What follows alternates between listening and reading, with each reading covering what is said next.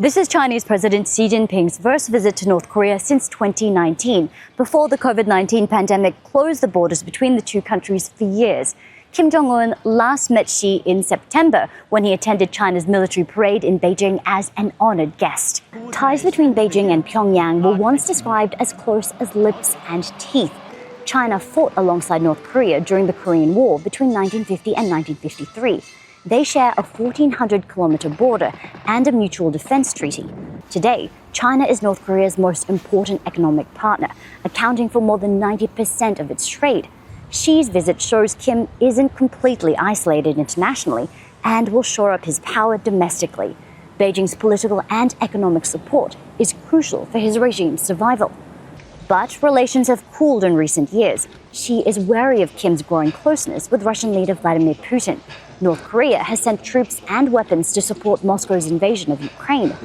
Beijing has also been frustrated by Pyongyang's nuclear weapons program, which it sees as a source of instability.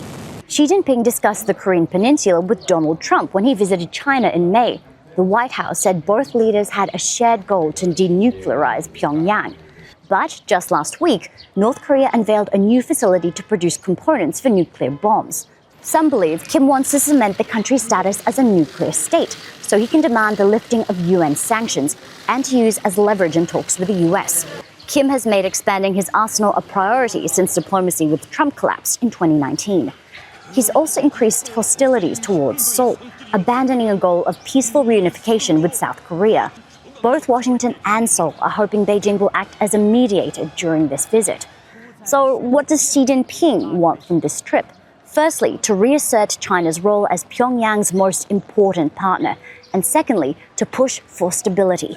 Beijing doesn't want a war along its border. And finally, Xi wants to present himself as a geopolitical power broker who pushes back against Western dominance. North Korea is shunned by most of the world, but China is deepening ties despite widespread international criticism.